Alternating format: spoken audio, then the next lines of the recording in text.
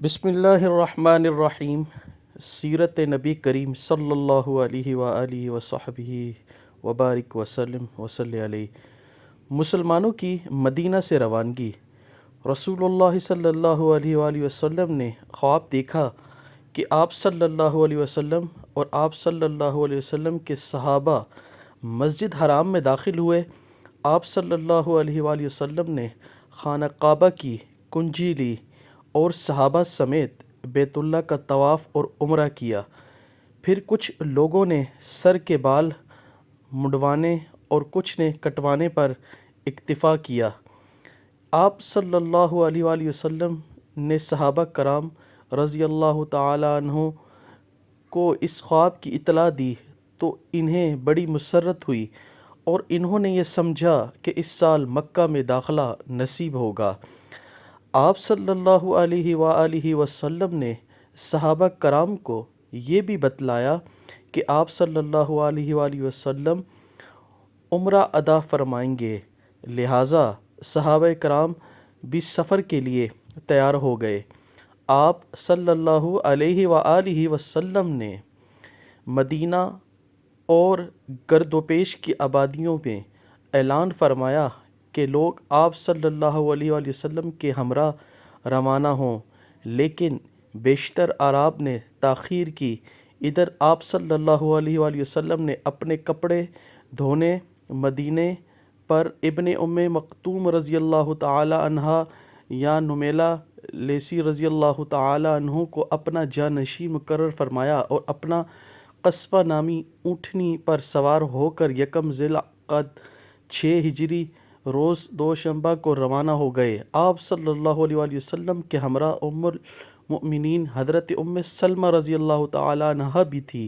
1400 اور کہا جاتا ہے کہ 1500 صحابہ کرام رضی اللہ تعالی عنہ ہمرکاب تھے۔ آپ صلی اللہ علیہ وسلم نے مسافرانہ ہتھیار یعنی میان کے اندر بند تلواروں کے سوا اور کسی قسم کا ہتھیار نہیں لیا۔ آپ صلی اللہ علیہ وآلہ وسلم کا رخ مکہ کی جانب تھا۔ ذی الخلیفہ پہنچ کر آپ صلی اللہ علیہ وآلہ وسلم نے ہدی کو قلادے پہنائے۔ ہدی وہ جانور جسے حج و عمرہ کرنے والے مکہ یا منی میں ذبح کرتے ہیں۔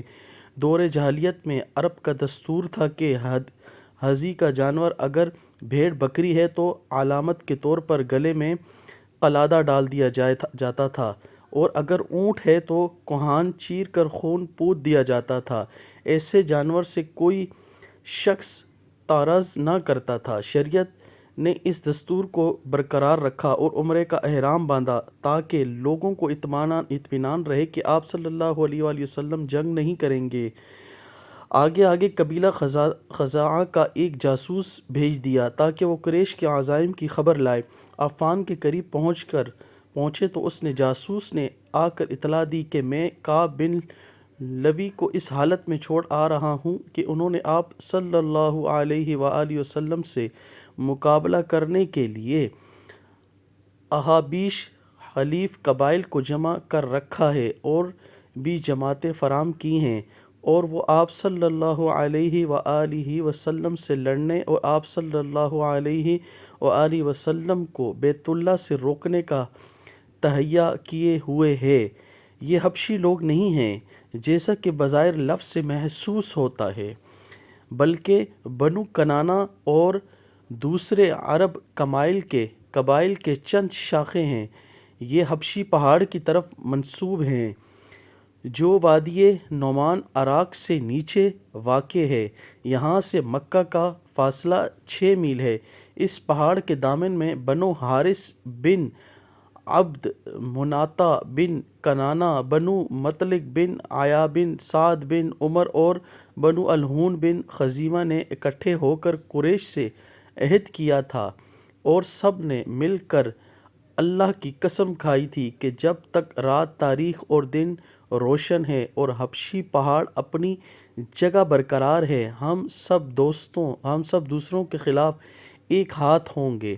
اس اطلاع کے بعد نبی اکرم صلی اللہ علیہ وآلہ وسلم نے صحابہ کرام رضی اللہ تعالی عنہ سے مشورہ کیا اور فرمایا، آپ لوگوں کی یہ رائے ہے کہ یہ لوگ جو قریش کی امانت پر کمر بستہ ہیں، ہم ان کو اہل و عیال کو ٹوٹ پڑیں اور قبضہ کر لیں۔ اس کے بعد اگر وہ خاموش بیٹھتے ہیں تو اس حالت میں خاموش بیٹھتے ہیں کہ جنگ کی مار اور غم و الم سے دوچار ہو جائیں تو بھاگتے ہیں، تو وہ بھی اس حالت میں کہ اللہ ایک گردن کاٹ چکا ہوگا۔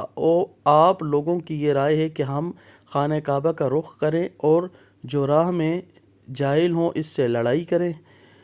اس پر حضرت ابو بکر صدیق رضی اللہ تعالی عنہ نے عرض کیا کہ اللہ اور اس کے رسول بہتر جانتے ہیں، مگر ہم عمرہ ادا کرنے آئے ہیں، کسی سے لڑنے نہیں آئے۔ البتہ جو ہمارے اور بیت اللہ کے درمیان حائل ہوگا اس سے لڑائی کریں گے۔ نبی اکرم صلی اللہ علیہ وآلہ وسلم نے فرمایا، اچھا تب چلو۔